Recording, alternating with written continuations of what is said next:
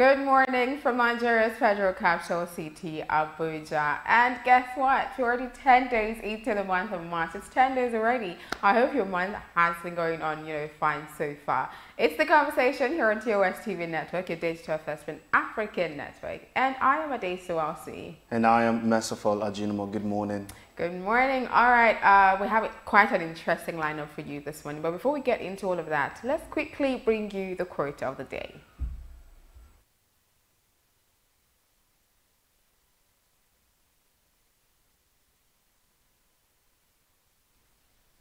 All right, that was Winston Churchill, basically saying whether you're succeeding or not, just keep going.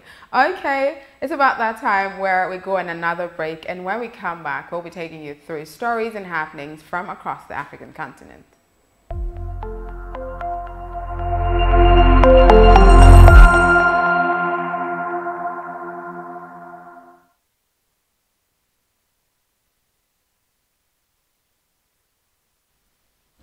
Welcome back. We'll start with, development from across Africa, starting from Burkina Faso, where Algerian women are protesting and demanding for equal rights. And it's the, it's National Women's Month. And Algeria was agog on Tuesday as several women took to the streets to protest against a family code they consider demeaning while commemorating International Women's Day in the conservative country.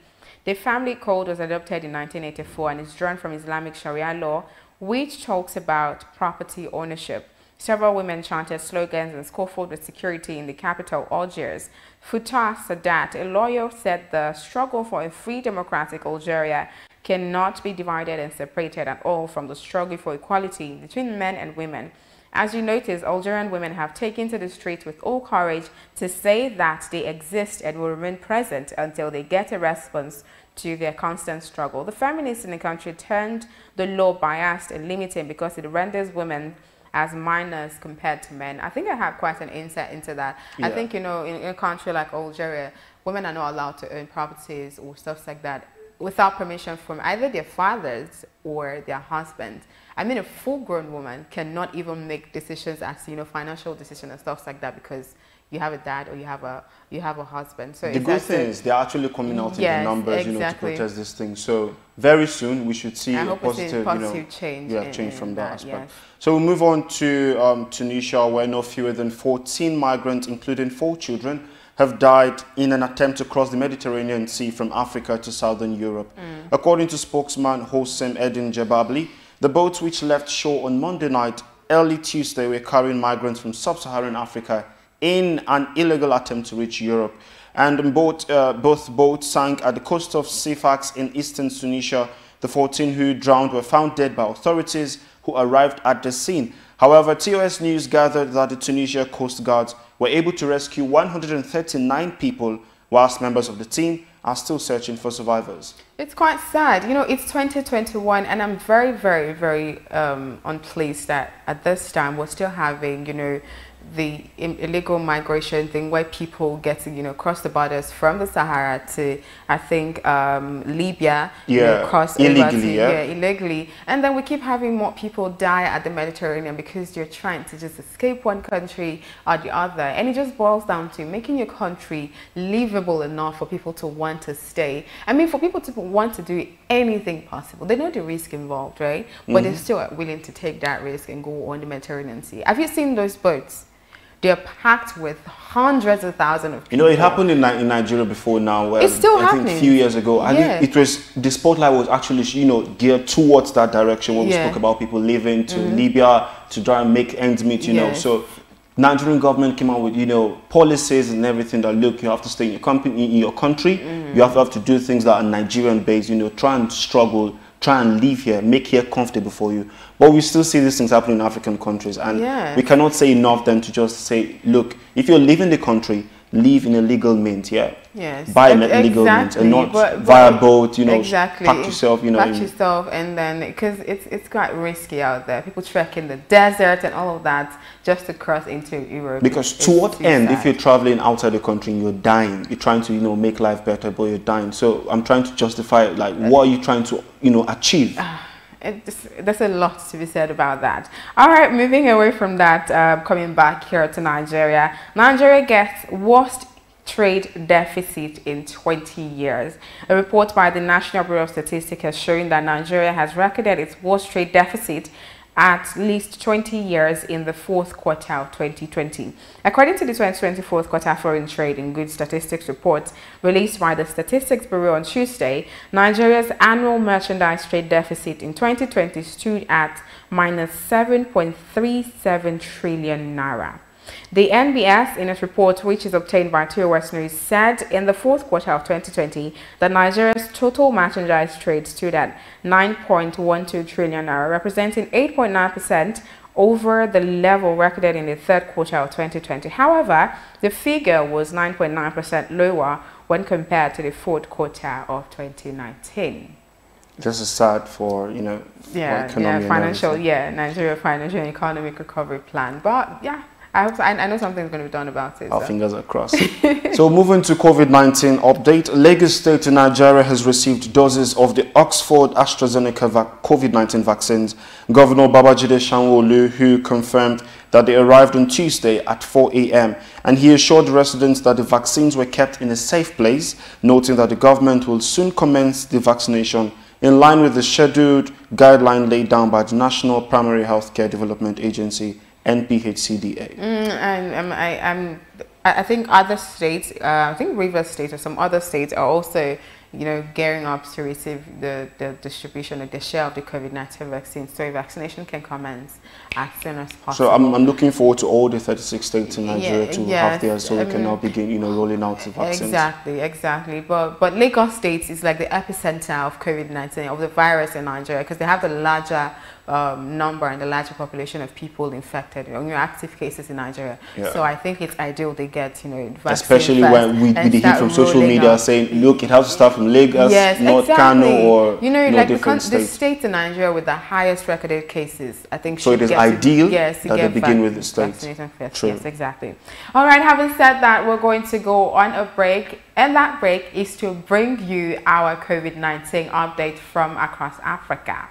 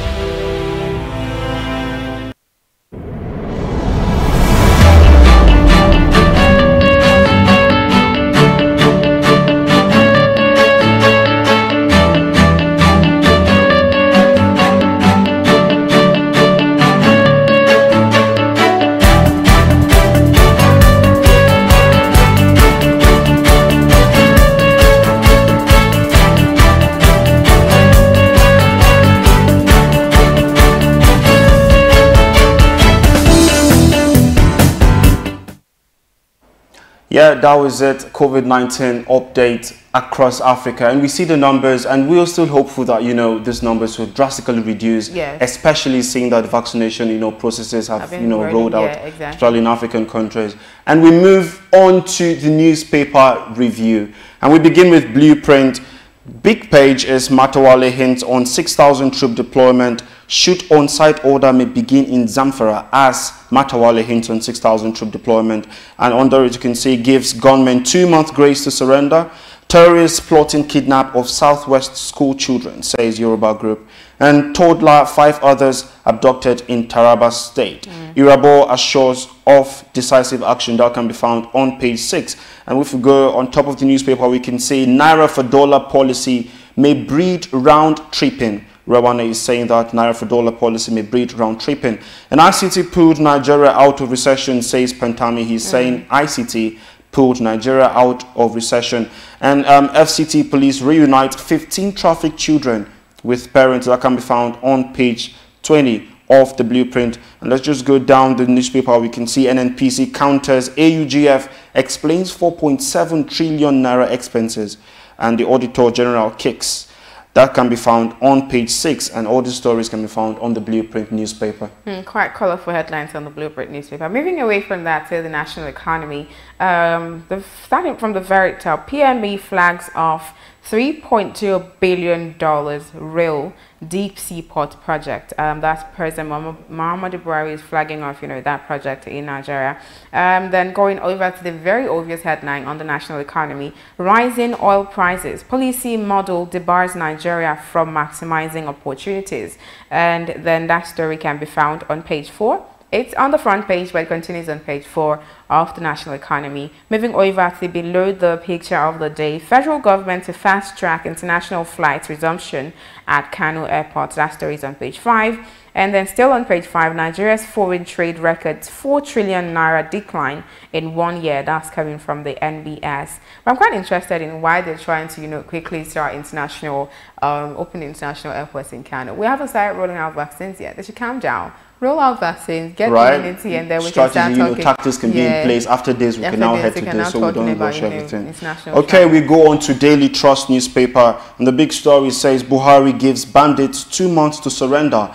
That's Zamfara governor saying Buhari is giving bandits 2 months to surrender. And we can see direct deployment of 6,000 troops. Also, Emir's kick against no-fly zone order, which is coming from the government. And banditry mining not related. And then ACF commends move. Mesari wants coordinated approach in Northwest. That can be found on page 4 of the Daily Trust. And just underneath the picture of the day, we can see NLC, Nigeria Labour Congress, protests nationwide over minimum wage today. And underneath, we can see OPC killed my sister, burnt 5 million naira, 6 motorcycles, said Wakili. And 4 Benin Republic ministers meet Nigerian rice farmers. That can be found on page 39. And gunmen kidnapped 55 in Katsina villages. You can read that story on page 6. On the top of the newspaper, Delta heads for South Coast as FG repatriates 4.2 million pounds Ibori loot. That's an interesting one that can be found on page 14. And just side by side, as police reunite 15 trafficked children with parents in FCT. A good story there can be found on page 29. And states take delivery of COVID-19 vaccines, begin inoculation, can be found on page 44 of the Daily Trust. Moving away from the Daily Trust to the Daily Times, starting from the very top, still on the rail project, Buhari kicks off $3.2 billion rail to serve Niger Republic, others through Nigerian ports. Then moving to the very gaping headline on the Daily Times, South governors demand 10% as host community trust fund in petroleum industrial bill. That story is on page 2 of the Daily Times. And then moving over to the bottom, of the picture of the day, funds return. UK to return 4.2 million euros confiscated from Ibori. That's the former governor of Delta State. That story is on page 3. Can honors Bello. Can urges government to emulate Bello in religious balance. Honors aim. We can find that story on page 10. And then the last headline on the Daily Times this morning. Unremitted funds. Senate issues 1 week ultimatum to NNPC over unremitted 4.076 trillion naira. All of that story on the Daily Times this morning. Moving over to the Leadership newspaper, the very gaping headline says, in renewed onslaught on bandits, 6,000 soldiers storm Zamfara. That can be found on page 4. And underneath, Matawale gives criminals 2 months to surrender again. And they tricked us to get money for weapons, says Bello. That can be found on Leadership. And again, we see the story appear on Leadership again. UK to return Ibori's 4.2 million pounds loot to Nigeria. That can be found on the Leadership. On the very top of the newspaper, Nigerians ignore CBN warning as Bitcoin trading crosses $50,000 mark. That can be found on the page 4 of the Leadership newspaper. And underneath, you can see Benin Republic on the studies Nigeria's rise revolution, page 20. And we can see some headlines just beneath it. Federal government owing NNPC 239 billion naira, Kerry tells Senate. And COVID-19, we're still compiling list of vaccination centers, says FCTA. And all that can be found on the Leadership newspaper for today. Quite interesting headlines, you know, across the Nigerian dailies this morning. They're quite sad ones, but they're quite, you know, ones that are quite uplifting, like the rice revolution. It's good to see that, you know, a country is looking towards Nigeria for something, especially, you know, the rice revolution, agricultural sector. It feels like we're doing something right, and for them to want to understudy us, it means we're doing something right. I'm tempted to say for the first time, but I'm not going to say. it's a step ahead, it's progress. Exactly. So, all right, that's too much you can take on the newspaper review segment of the conversation. We're going to go on a break, and when we come back, I'll be taking you through what's trending on social media. TOS TV Network mobile app is now available. You can now catch up on our breaking news, stream our programs live, watch out for the latest update on sports and politics as they unfold. You can also get notifications for our upcoming programs and events. All these on our TOS TV Network mobile app, available on Apple Store and Google Play Store. TOS TV News from Africa by Africans. Being a journalist means in-depth analysis that unravels hidden truths, that question the status quo and fact-checks government. These criminal elements hiding under the cloak of surveillance contractors are the APC elements. Do you have facts to prove that? Being a journalist means waking up every day with a burning desire for peace, equity, and justice for all citizens. We're being told that the choice you have is to take the lesser of two evils. It means patriotism via the prism of objectivity and accountability. It means giving my platform to the masses to discuss issues that matter to them. Some of them, if they bring budget, and the budget they look. Some of them sleep. They're going to ask how much you are on. I have it. Thereby shaping government policies and laws. My name is Usasu Igboneja, and I am the People's Journalist.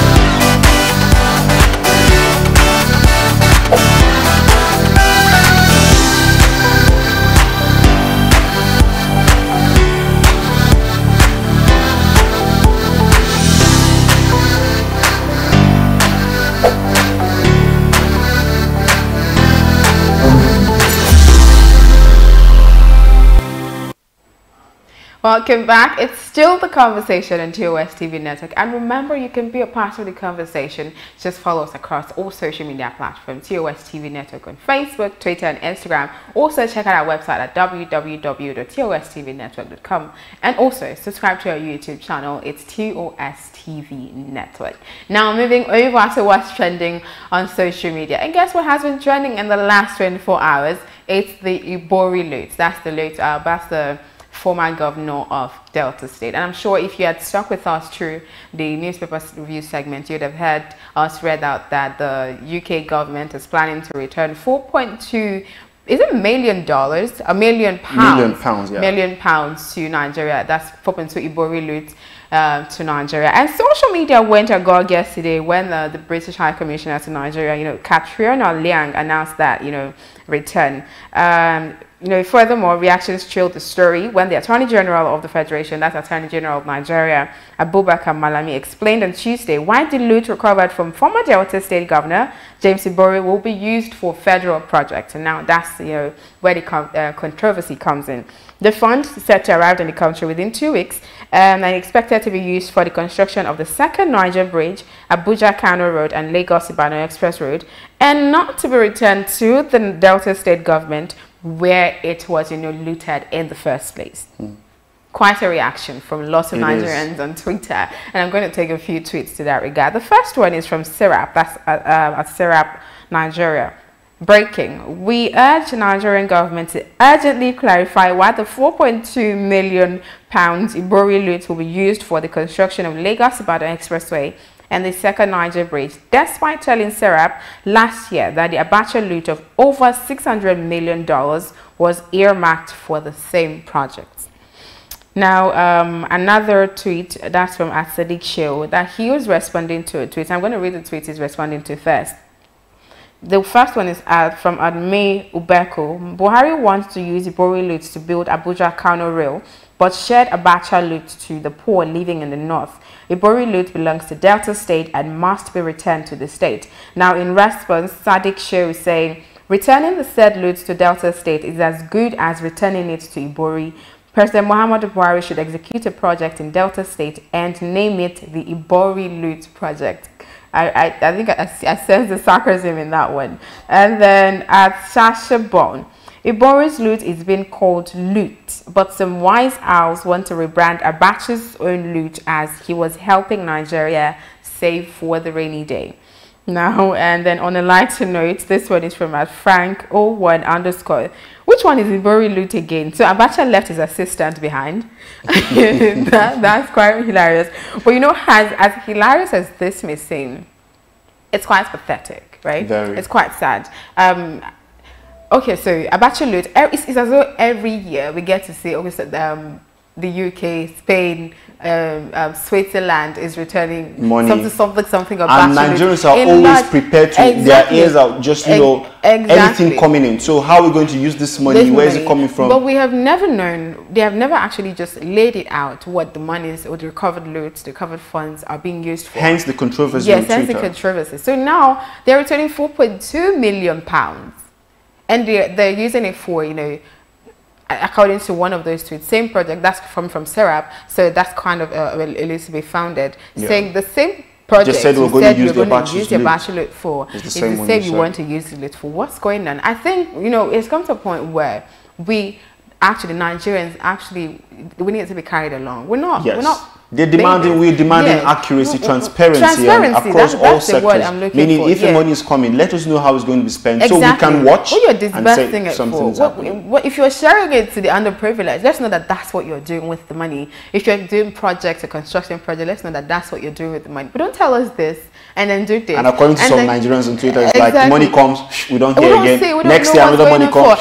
And they're saying Nigeria is in so much debt and they want to borrow from people's pensions. When we're having money coming in. With all of, exactly. So it's like there's always back and forth here. We don't know what's going on. Nigerians are very hilarious people. And I think that's how the last person said, did Abacha leave his assistant behind? Everything that's happening, they always try to get there's always a funny humorous part of it, yes. But in as much as, you know, we're trying to laugh about it and all of this stuff, it's a source for concern. Like transparency and accountability is a big issue in Nigeria, and we should actually, you know, be looking towards being transparent and holding our leaders accountable for a lot of stuff.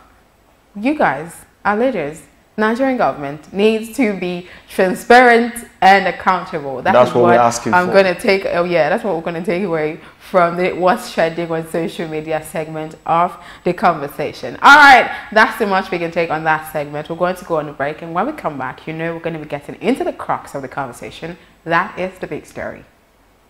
North to South Africa.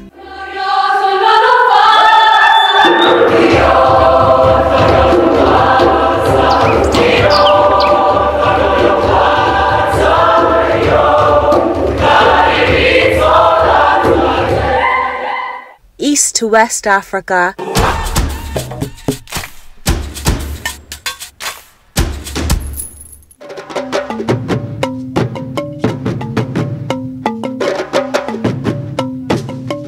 TOS TV Network is your digital-first Pan-African news network, bringing you news from across the continent. Visit our website www.tostvnetwork.com and follow us on social media at TOS TV Network.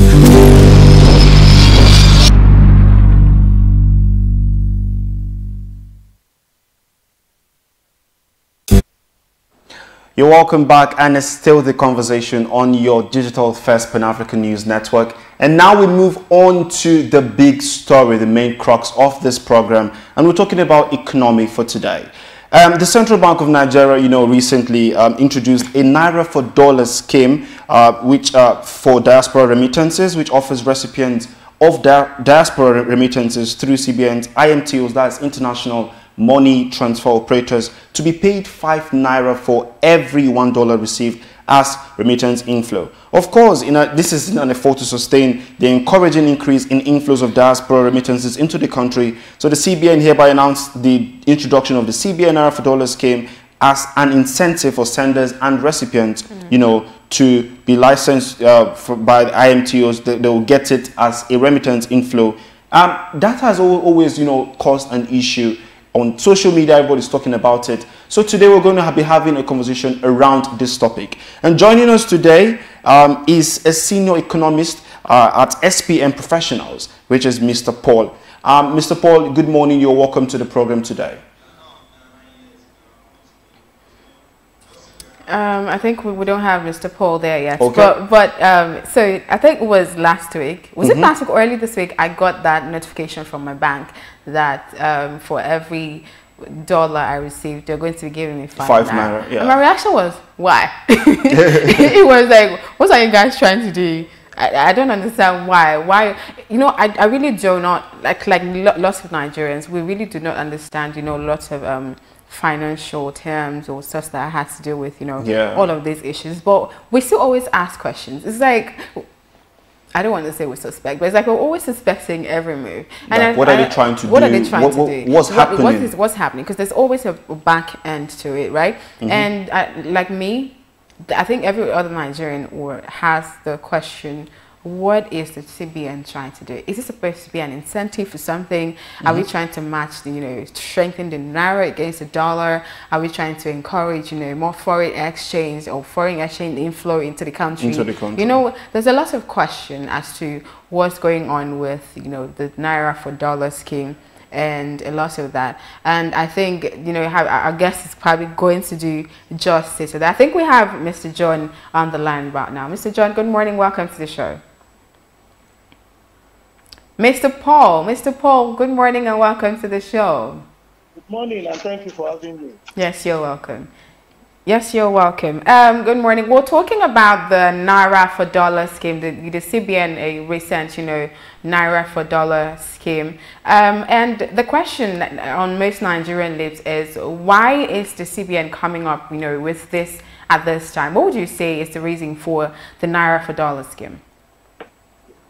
Well, CBN is trying everything possible to ensure that liquidity, particularly the fund we have in foreign reserve, increases. Okay. And one of the ways we could increase FX, that foreign exchange in foreign reserve, is by encouraging more and more people to come for their remittances, collecting such money in Naira. Oh. So they collect it in Naira and they know that authorities is now giving them more. So the foreign exchange can remain within the foreign reserve, which will make our foreign reserve to be stronger. And that itself will make Naira to be relatively stable. Okay. So the idea behind that is when you want to collect your remittances, collect them in Naira, because now we are giving you extra 5 naira on each dollar. So if you are collecting $1 million, that is, we are going to be getting extra 5 naira on each dollar. Yeah. So it's just to encourage people, so we can have the end game is for us to have a stable Naira. That's the real purpose. Are you saying, in a layman's term, that what the CBN is trying to strengthen the Naira against the dollar? Exactly. That's what CBN is trying to do. Okay. And particularly the gap we have between the official rates and the parallel market rates. Okay. So how do we cover it? Now, if you look at it on the surface, it may not be like that. Of course, I'm not saying this policy is the best policy, but I'm just explaining what is at the back of authorities for making this policy. Okay. So it's also, the authority is also trying to influence what is happening at the parallel market, even though no matter what we have mentioned to them, they don't believe that when you want to go from Lagos to Abuja, you will pass through Lokoja. They want to believe that you can appear. That's if you are coming by roads anyway. They want to believe you can appear in Abuja anyhow without flying.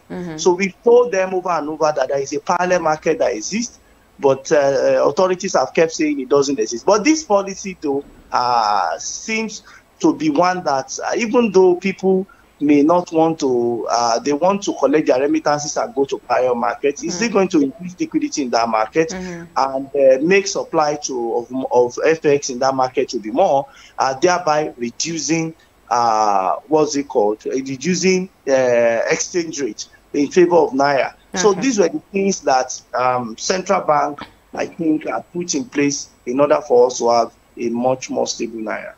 Yeah, so some economic strategists, and analysts have found this whole strategy to be very unusual, this Naira for dollar scheme, especially saying that it's coming just now and it's going to last for, 3 to 4 months. They're saying like it's likened to the buy one, get one free, plan by manufacturers, in the business world. Yeah. So what reaction do you have, towards this?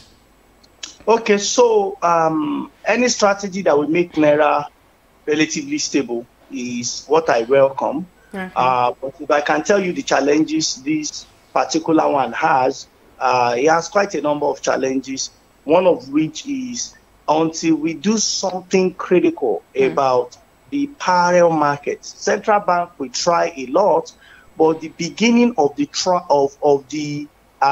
attention paid to FX should be the recognition that there is a parallel market which has been fueled over the years.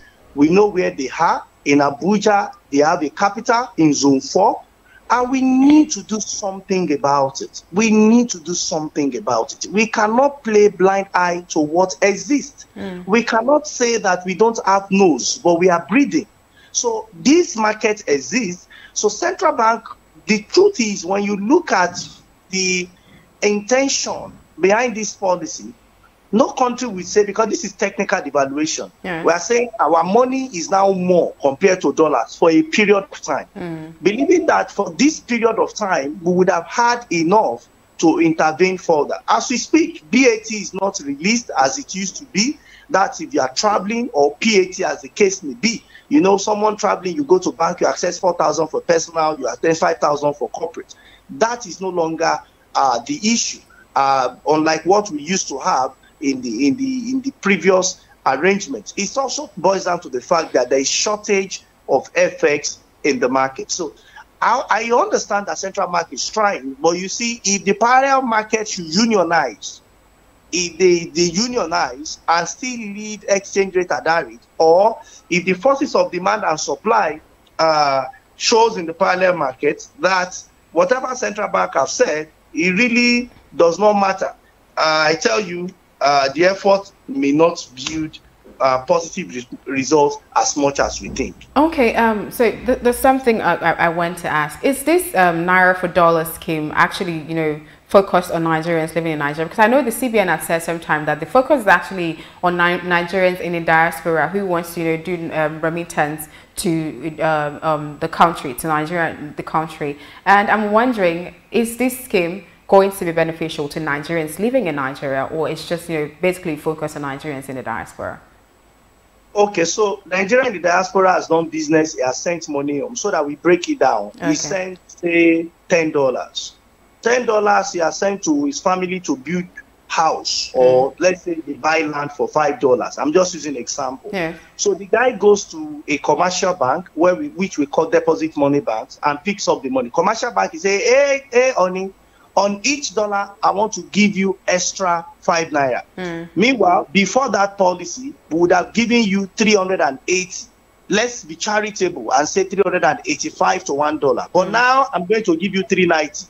Meanwhile, there is one man in Zone 4, the capital of the parallel market in Abuja, that says, come, I've currently opened abokifx.com. That is what is on my system as I'm talking to you. The rate I can see that they are buying from you is 475. And this rate has been there for a while. On the 5th of March, 475. On the 8th of March, 475. Even when central bank made this policy, 475. Now, 475. Do we have immediate impact on the market? We may say it's too young. Let's give it some time. But this is what we have seen. So this policy is not impactful enough. So for the guy, let's say the man in the US is Azan, who has sent money home to his brother Ali, and said he wants to buy land. I mean, he wants to buy a plot of land somewhere in anywhere in Nigeria, and he now wants to exchange $5. Will he go to the bank or will he go to parallel market? Yeah. Because he's a rational being, he wants to maximize profits. Yeah. That's the challenge. Okay. He wants to maximize extra gain. Okay. So for this policy to be more impactful, we have to do among these three things. Is either we significantly increase what we are giving people, okay, to close the gap between what parallel market is and what official rate is saying, or which we have, or that policy, as good as it sounds, is going to have all manner of negative impact on production. You are going to see inflation where rapper, quote and unquote, so that people that are listening at home will understand. Yes. Inflation will go gaga, it will go up, it will go haywire, it will run mad. Why? Because most of the things we consume are imported. Yes. And you are going to need these FX.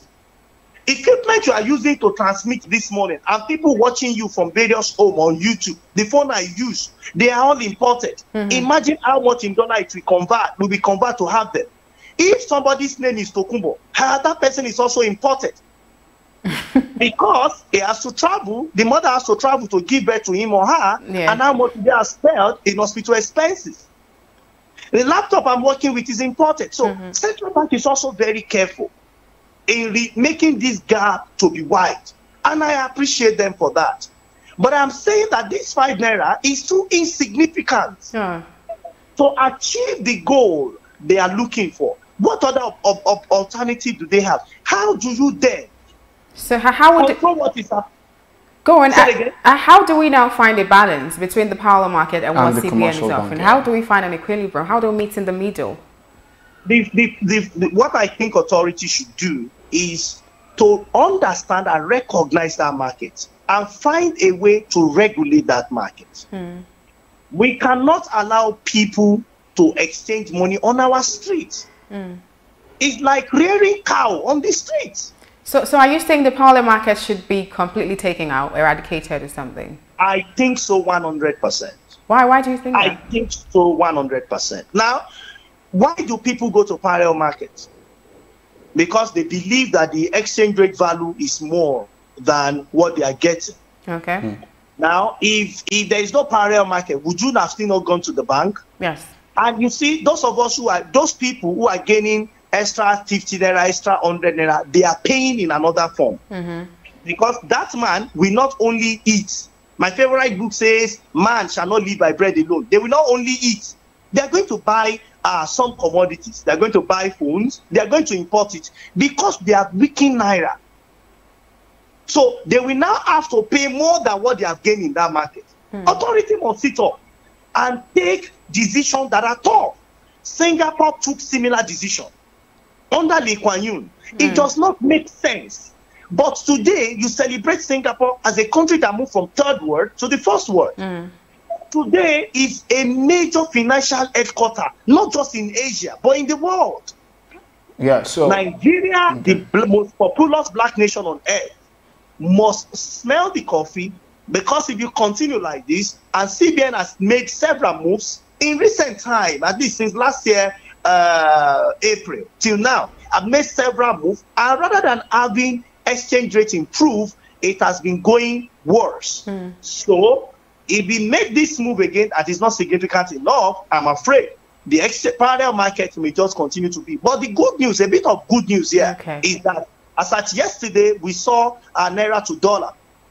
We saw crude oil price improve and cross the $70 boundary. If we are able to produce more, definitely we will now have more FX to intervene, guess what, through the BDCs, which, whether we like it or not, we have a way of going to the same parallel market.